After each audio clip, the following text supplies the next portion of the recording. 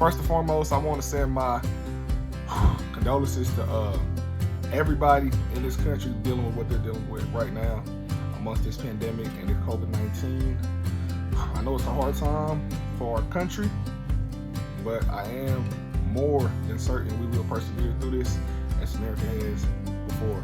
You know, we've overcame things like 9/11, and I believe that we have the strength, the courage, and the power to overcome this, not only as a nation, but as a world. So that's first and foremost. I'm here today to consult with Regional Finance, the company. Being the CEO of Culture Consultations, LLC, I've seen a plethora of situations similar to this culture that is at Regional Finance. This is a culture where it is, at this point, just a distasteful culture. Just a culture where every employee, they don't respect the company. Every employee who leaves, they leave bad reviews. Every employee is stealing money under the table. Every employee is not being held accountable for things that they do on a daily basis.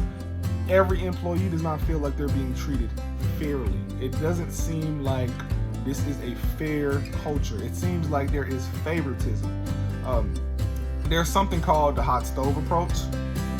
In management, it is used a lot of times. And one of the 4 key points of the hot stove approach is impersonal, meaning that you want to always discipline everybody in an organization impersonally. You don't want to say, hey, if this happens to this person, they will get this type of punishment. But if somebody else does the same thing, they will get a different type of punishment. That is not how it works. If somebody does something, they must be punished the same exact way as if somebody else did the same exact thing. There can be no favoritism. So there are a plethora of holes in your culture at this point in time. Me being the CEO of Culture Consultation LLC, I'm here to give you my recommendations on how I believe that we should unfreeze this culture, change this culture, and refreeze this culture, as you know, in regards to Lewin's change model. The most important job at Regional Finance is the account executive position. The account executive position basically is somebody who is going to be disseminating loans amongst the general public.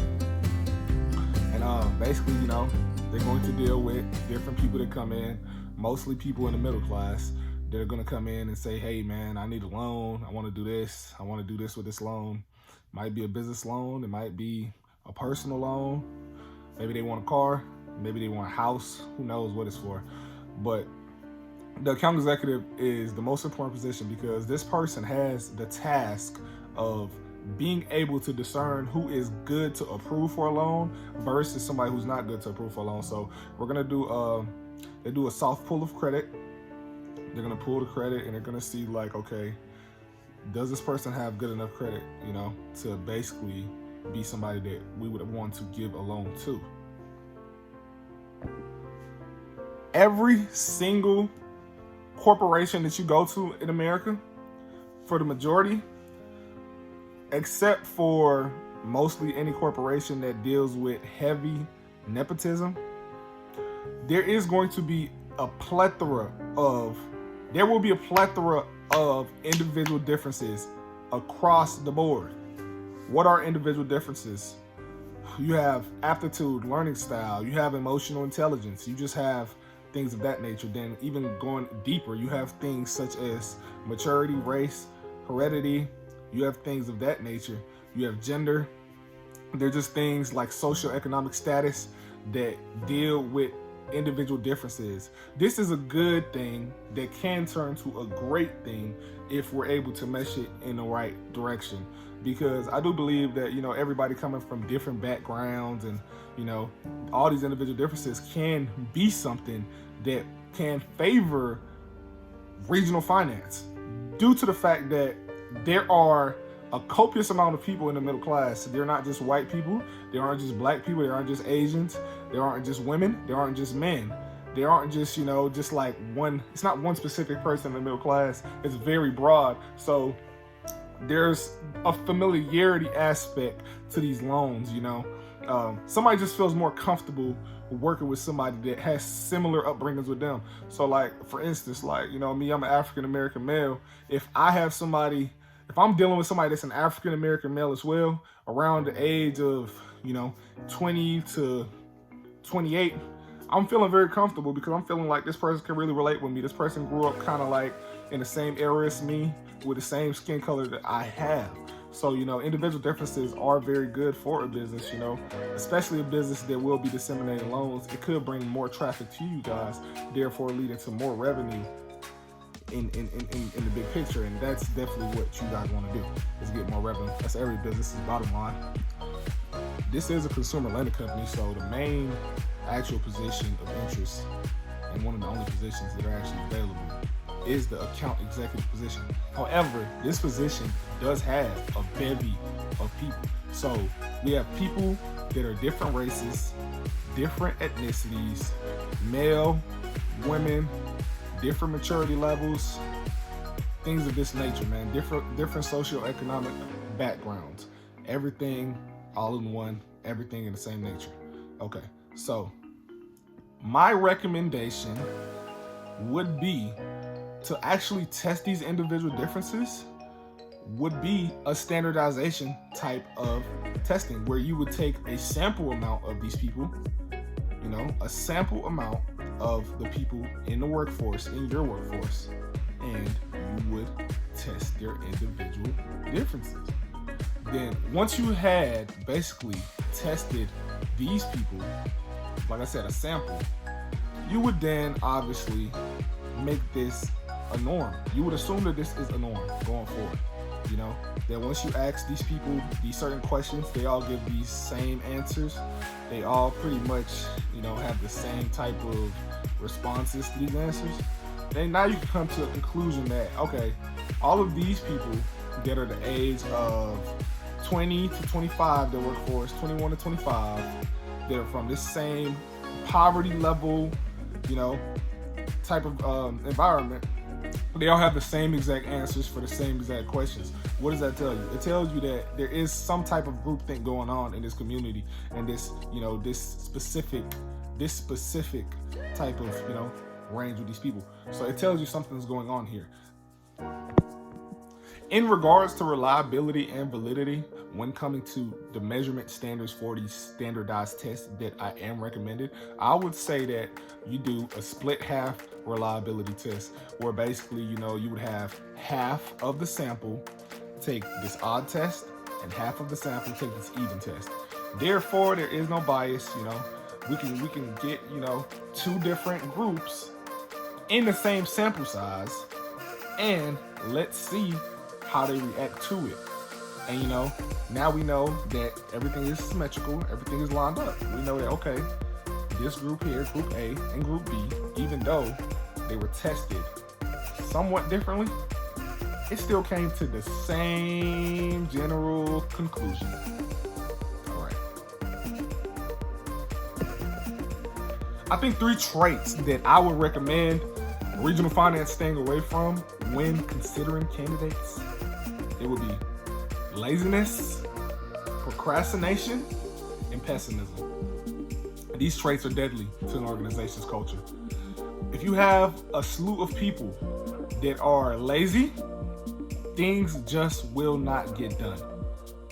Procrastination, it goes in hand with laziness. People always waiting till the end to complete their task, always waiting till the end when it has to be done to do it. You need people that are going to do things ahead of time. You need people that are going to finish work and do another person's assignment just to help out, if need be. You need people that are going to be here, that are going to be willing to work on Saturdays, work late hours. Once you have people that are procrastinating, that's not something that's going to be ideal for them to want to do. Then we also have, on top of procrastination and laziness, we have pessimism. You have certain people that just have this negative attitude. It's just always negative. They're just always thinking negatively. They're not thinking optimistically. They're not thinking positively. This is energy. This is energy that spreads into the organization and just disseminates across everybody. It just throws off the energy when people walk in and it's like, this person always in a bad mood. This person's always saying, we can't do it. I don't think we're going to meet the deadline. There's no way we're going to meet the deadline. We're not going to do it. It's just like every single day. It's just, we can't do this. It's like not, never, never, never, never, never. We want to get that out of the whole vocabulary of regional finance. We don't want people thinking that they could just come here and just infect everybody with this negative disease that is pessimism. Is something that you do not want in your organization. When looking and considering candidates during these trial times in the market labor, you know how it's really tough right now to find people. I would recommend you training people with a hot stove approach. Everybody must be reprimanded and punished. There must be punitive, extreme punitive measures for anybody that disregards the attitude that we want in this organization. We want an optimistic attitude. We don't want people to be lazy. We want hard workers, people that have hard work ethic. We want that as well. And we also want people that will not procrastinate. We want people that will do things ahead of time. So anybody that goes against this, they must be punished with a hostile approach, and it must be impersonal.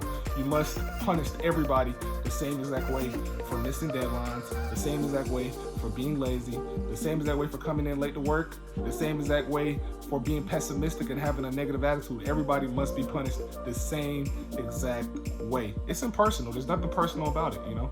But this is something that has to be done.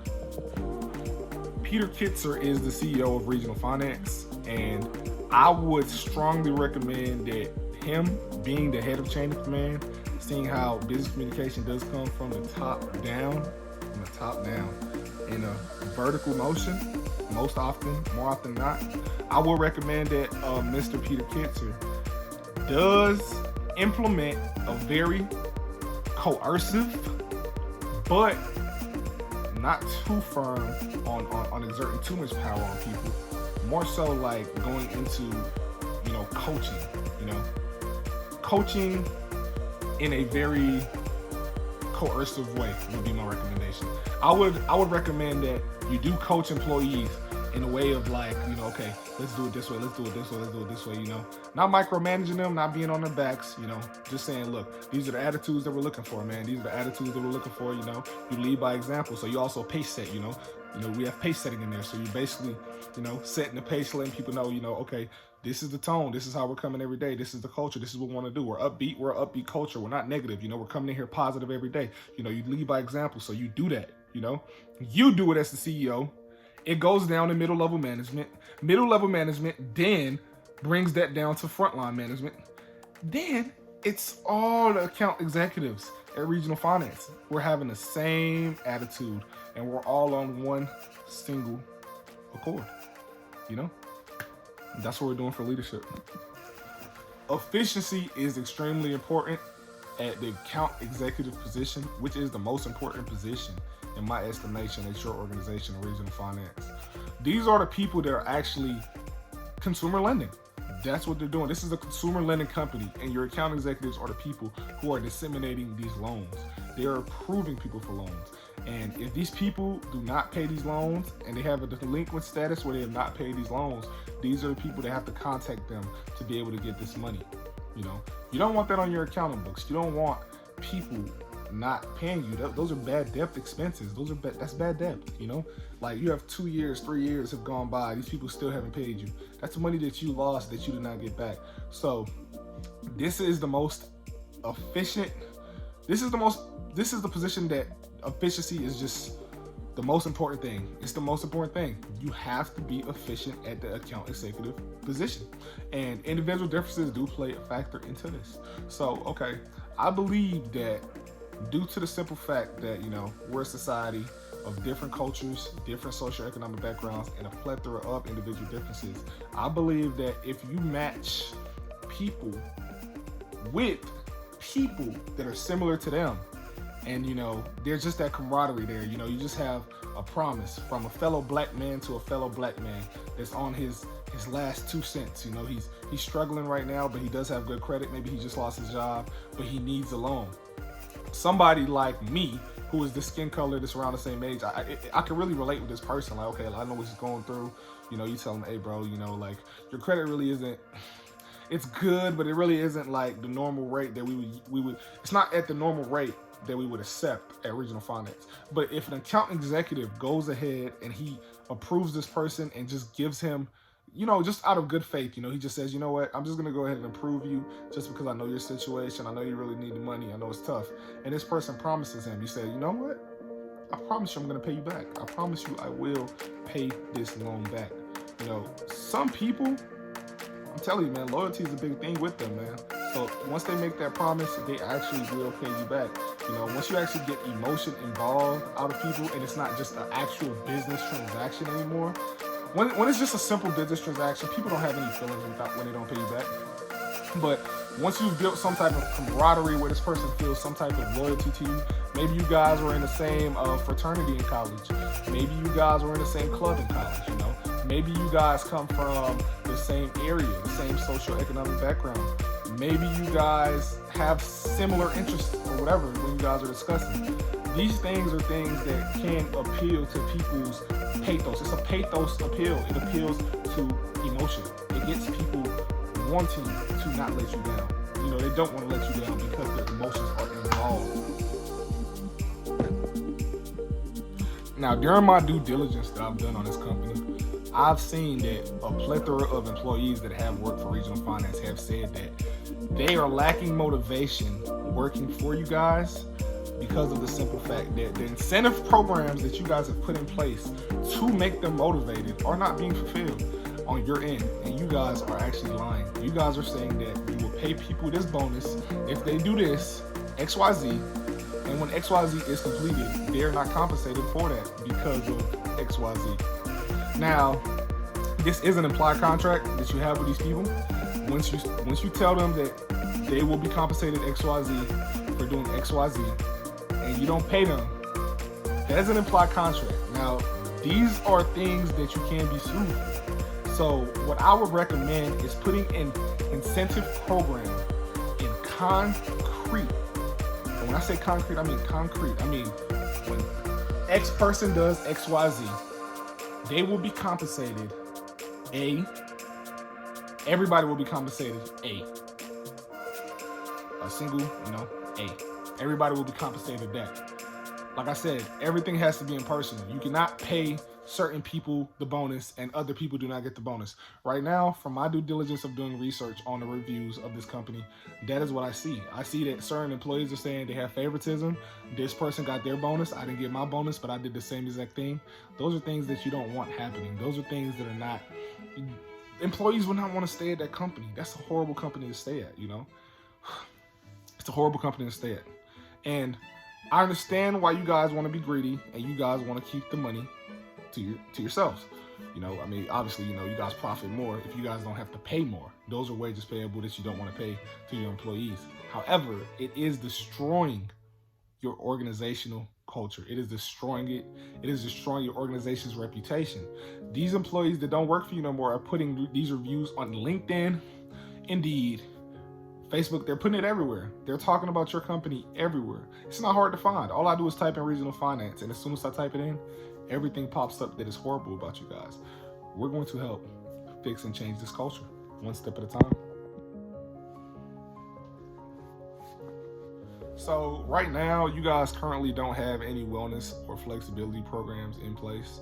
I will recommend strongly that you guys do get these things in place. These are things that are attractive to prospective employees that will work for your company. So getting a wellness program in place, you know, helping people manage their diet, helping people have maybe, you know, free gym memberships at certain gyms or whatever, getting people gym memberships and things of this nature, getting a culture where, you know, it's normal for, you know, you guys, okay, on Friday, you know, we're gonna work out. We can set that as a culture, you know, it's a culture. So every Friday we hit the gym, you know, we work out, you know, after work. I mean, you know, Fridays are typically, you know, lighter days, you know, in the corporate world. So Fridays are days that are free where everybody can just get together, maybe do a little class, maybe do a martial arts class at a specific gym.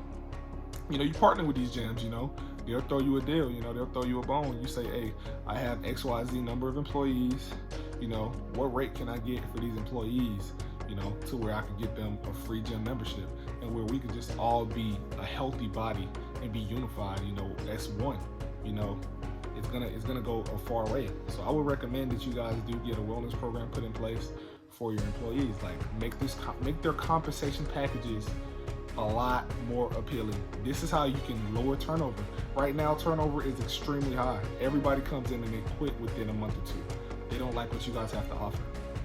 We need more incentive packages. We need wellness programs. We need flexibility programs. We need packages in there, man. We need packages to turn this thing around. So I'm recommending the HR, whoever is the head of compensation packages in HR, I am recommending that they go ahead and ramp it up. Right now, there are a copious amount of communication barriers that I do see in regional finance. And the main barrier being that people just can't trust management. They can't trust upper level management. Those are the reviews that I see on Indeed. Those are the reviews that I see on LinkedIn.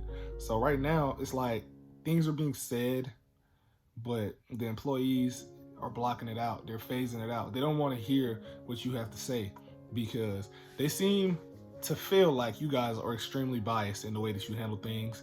They seem to be, this seems to be like a general popular opinion that things are being handled in a very, very, very unprofessional way that does really kind of point to a lot of nepotism going on here from Peter Kitzer, the CEO, putting in his people at very high positions in management where, these people are kind of what we will call underqualified to be in the positions that they're in. So when people that are below them see that, and they see that these people are just put in positions, they didn't have to work or earn these positions, and they've been working here for years and they're trying to earn this position, and it's like they just can't earn a position because there seems to be something blocking them from earning this position. Of course, when management speaks to them, there will be communication barriers where they will not want to listen to what management has to say. They don't want to listen to it. They know that it's lies. They know that they don't believe you. You say that if you work hard, you will be promoted. I work hard, I'm not promoted. I'm the hardest worker, I'm not promoted. I work extremely hard. You say I will get incentives, I don't get incentives. It's like everything you say that's coming from upper level management, they're lies. So of course there's a barrier with communication with your company. So right now, you guys have to break these barriers down. These are the communication issues that I see. I do see interdependence communication issue. I do see that the account executives that are on the floor that are actually making you your money, they're the main important position that makes regional finance their money. They feel like they're untreated. They feel like they're being treated unfairly. They're just being treated unfairly. Everybody's a human being. Everybody wants to be compensated for what they feel that they do deserve. If you guys say you guys are going to compensate them, compensate them.